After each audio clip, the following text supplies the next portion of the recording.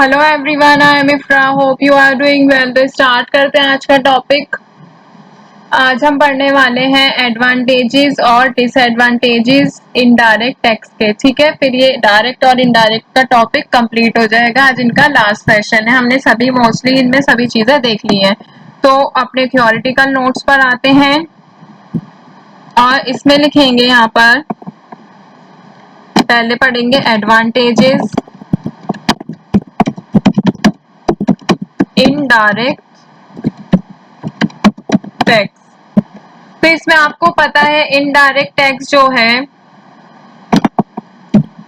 उसका मतलब क्या होता है। ये क्या होता है, इनडायरेक्ट टैक्स जो कि इनडायरेक्टली पे किया जाता है किसको, गवर्नमेंट को। क्या कंज्यूम करके, गुड्स और सर्विसेज को कंज्यूम करके इनडायरेक्टली पे करते हैं गवर्नमेंट को कोई भी इंडिविजुअल, कोई भी पर्सन। ठीक है, कौन पे करता है, पर्सन पे करता है जो कि एंड कंज्यूमर होता है गुड्स और सर्विसेज को परचेज करने वाला।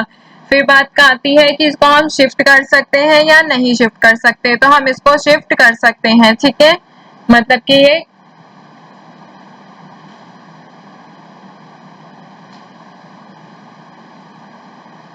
दूसरे पर्सन पर शिफ्ट हो जाता है। अभी बात करते हैं एडवांटेजेस की। तो फर्स्ट पॉइंट लिखते हैं यहाँ पर। फर्स्ट पॉइंट होता है कि ये डिफरेंशिएट नहीं करता है रिच और पुअर में। It does not differentiate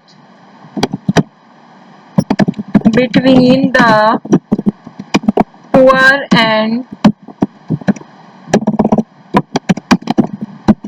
rich person. क्यों? क्योंकि ये जो होता है सबके लिए सेम होता है। ठीक है, कोई भी गुड्स कंज्यूम करेगा, कोई भी सर्विसेज कंज्यूम करेगा तो सबके लिए सेम रेट पर ही ये होता है। ऐसा नहीं है कि अगर किसी की इनकम ज्यादा है तो टैक्स भी ज्यादा होगा, इनकम कम है तो टैक्स भी कम होगा। तो ऐसा नहीं होता। जैसे आप अगर अभी एग्जांपल में देती हूँ, आप गारमेंट्स के शोरूम में जाते हैं तो वहां से आप अपने कपड़े खरीद के लाते हैं। तो होता है ना कि जो कपड़ों पर टैक्स लग रहा है वो कोई भी खरीदे, चाहे आप खरीदे वहां जाके या फिर चाहे कोई बहुत अमीर या फिर कोई बहुत ज्यादा गरीब, कोई भी आप तीनों में से कोई भी खरीदेगा तो सबके लिए क्या होगा, रेट सेम ही रहेगा। टैक्स का रेट सेम रहता है। ठीक है, वो गुड्स और सर्विसेज में ऐड होकर लगता है। फिर आता है सेकंड पॉइंट। तो सेकंड पॉइंट क्या होता है, इसकी जो कैलकुलेशन होती है, टैक्स को डिटरमाइन किया जाता है, बहुत ज्यादा सिंपल होता है। तो ऐसे ही लिख देती हूँ मैं ये भी, the tax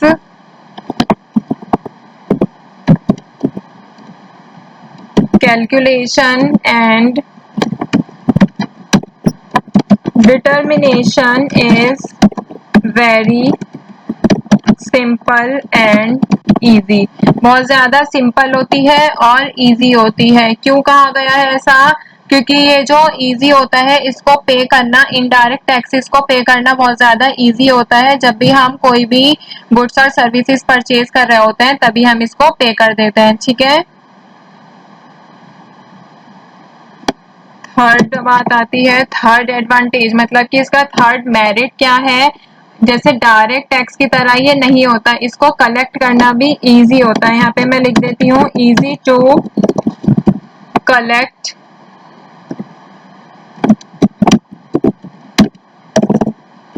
more over with online medium.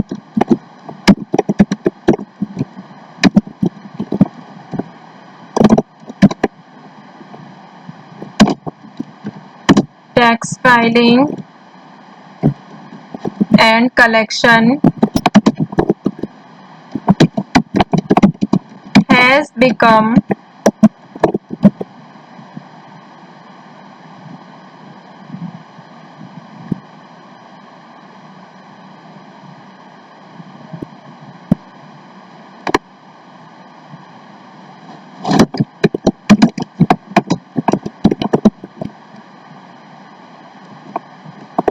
ठीक है। तो थर्ड पॉइंट में क्या कहा गया है कि इनडायरेक्ट टैक्सेस को कलेक्ट करना इजी होगा। इजी तो ऑफ कोर्स होगा ही जब सबका सेम ही रहता है। बस हमें किसी पर्सन से मतलब नहीं है, हमें क्या है कि इसने ये प्रोडक्ट परचेज किया है तो हम इसके ऊपर इतना टैक्स लगा देंगे। इसमें इनकम या फिर प्रॉफिट से कोई भी लेना देना नहीं होता है, ठीक है। फिर क्या होता है कि हम इसको फाइल कर सकते हैं टैक्स को कैसे, ऑनलाइन मीडियम के थ्रू इसको कलेक्ट करना ईजी होता है। अभी क्या होता है, हम जब जीएसटी सीखेंगे तो हम इनडायरेक्ट टैक्सेस को किस में करेंगे, टैली प्राइम में फाइल करेंगे। आपको सारी चीजें सिखाया जाएगा कि जब हम परचेज करते हैं तो जीएसटी लगता है, कैसे लगता है, कैसे फाइल करते हैं, ये सब चीजें।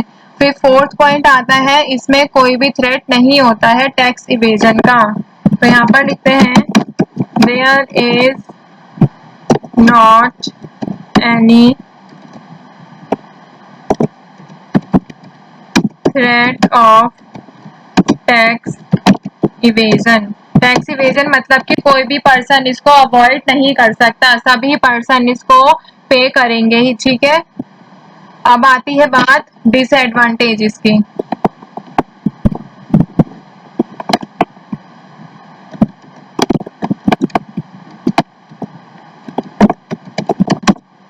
Of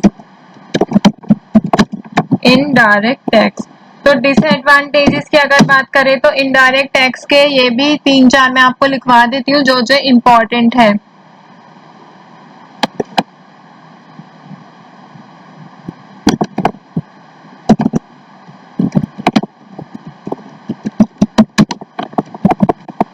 Indirect tax is also a regression form of tax।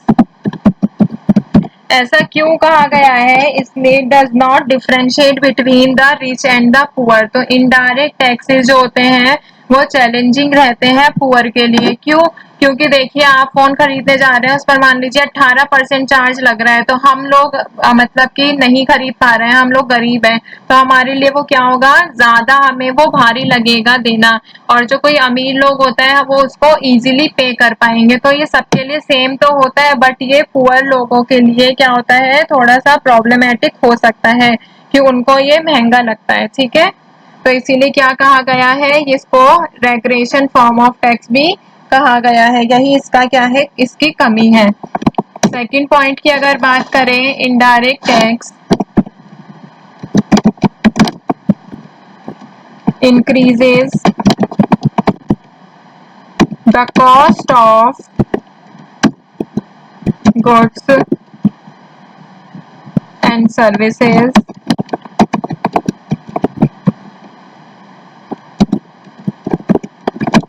making them financially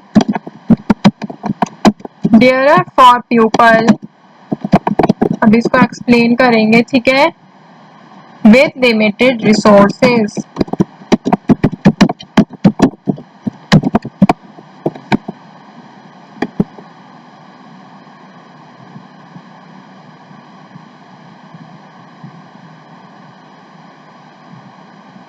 तो ये क्या कहा गया है, इनडायरेक्ट टैक्स जो होता है वो कॉस्ट ऑफ गुड्स, मतलब कि जब गुड्स को बनाया जाता है, सर्विसेज दी जाती है, तो उसकी कॉस्ट को इंक्रीज कर देता है, उसको फाइनेंशियली क्या करता है, लोगों के लिए, मतलब जो लोग उसको पे करते हैं उनको वो ज्यादा लगता है, ठीक है।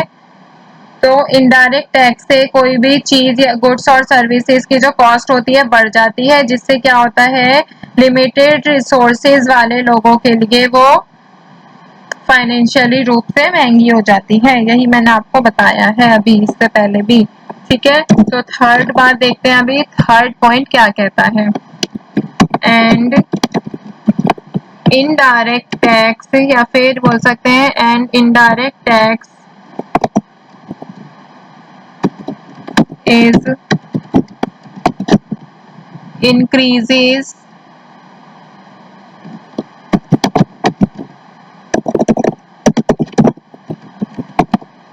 बिकॉज ऑफ, किसकी वजह से इंक्रीज होता है, इन्फ्लेशन जो आता है, ठीक है, inflation in an economy as goods and services become dearer. Dearer से मतलब क्या है, एक्सपेंसिव, ठीक है। कंफ्यूज मत होना। तो थर्ड पॉइंट में क्या कहा गया है कि इनडायरेक्ट टैक्स जो होता है वो इंक्रीज इसीलिए कर दिया जाता है, मतलब कि इनके टैक्स रेट जो होते हैं वो बढ़ा दिए जाते हैं जब भी इकोनॉमी में इन्फ्लेशन आता है। गुड्स और सर्विसेज जो होते हैं उनकी जो कॉस्ट होती है, उनका जो प्राइस होता है उसको इंक्रीज कर दिया जाता है। तो यहाँ पे हमने क्या देखा है आज के सेशन में कि एडवांटेज मतलब फायदे और नुकसान इनडायरेक्ट टैक्स के। तो इसके फायदे क्या क्या थे कि ये कोई भी इनडायरेक्ट टैक्स जो होता है वो गरीब या फिर अमीर में फर्क नहीं करता है, तो ये एक इसका एडवांटेज भी है। और अगर हम इसको सही से समझेंगे तो ये एक तरह से डिसएडवांटेज भी है, जो इसका फर्स्ट पॉइंट है रेग्रेशन फॉर्म ऑफ टैक्स है, क्योंकि अमीर और गरीब में फर्क नहीं कर रहा है। तो अमीर तो उसको इजीली पे कर पाएंगे बट गरीबों को वो महंगा लगता है टैक्स को पे करना। फिर दूसरा पॉइंट क्या इसका फायदा था कि टैक्स कैलकुलेशन और उसको पता लगाना बहुत ज्यादा इजी हो जाता है। थर्ड फॉर्म क्या था कि इसको कलेक्ट करना भी ऑनलाइन मीडियम के थ्रू बहुत ज्यादा टैक्स को फाइल करना इजी हो गया है और इसको कोई भी इवेट नहीं कर सकता इनडायरेक्ट टैक्स को कोई भी पर्सन। फिर आता है डिसएडवांटेज, आपको बता दिया रेगुलेशन फॉर्म ऑफ टैक्स है। इससे क्या होता है इनडायरेक्ट टैक्स में cost of goods and services की जो कॉस्ट होती है वो ज्यादा आती है। इससे क्या होता है फिर जो पीपल जो लिमिटेड रिसोर्सेज होते हैं उनको वो मतलब उनको महंगे उस पे खरीदने पड़ते हैं।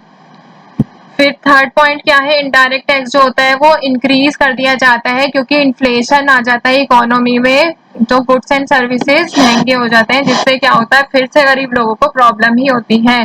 ठीक है, तो यहाँ पर हमारा डायरेक्ट और इनडायरेक्ट टैक्सेस का टॉपिक हो गया है कंप्लीट। इसके हमने एडवांटेजेस भी देखे थे, डिफरेंशिएशन भी देखा था और टाइप्स भी देख लिए हैं कि कौन कौन से तरीके के एडवांटेज कौन कौन से तरीके के डायरेक्ट टैक्स होते हैं और कौन से इनडायरेक्ट टैक्स होते हैं। तो आई होप आपको क्लियर हो गया होगा। देखिए ये हमने देखा था इसके डिफरेंशिएशन और इसमें देखा था इनडायरेक्ट टैक्सेस के टाइप्स और इसमें डायरेक्ट टैक्सेस के टाइप। और हमने इससे प्रीवियस सेशन में सबसे फर्स्ट में ये भी पढ़ा था कि जो सेंट्रल गवर्नमेंट होती है वो कौन से टैक्स को इम्पोज करती है और जो स्टेट गवर्नमेंट होती है वो लोकल स्टेट मतलब कि विद इन अ स्टेट कौन से टैक्सेस को इम्पोज करती है। तो आई होप आपको अभी तक के टॉपिक्स क्लियर हो गए होंगे। ये बेसिक था जीएसटी का, जीएसटी पढ़ने से पहले आपको ये सब चीजें पता होनी चाहिए। तो अब क्या स्टार्ट होने वाला है नेक्स्ट सेशन से जीएसटी स्टार्ट करते हैं। मिलते हैं नेक्स्ट वीडियो में। Stay tuned and thank you.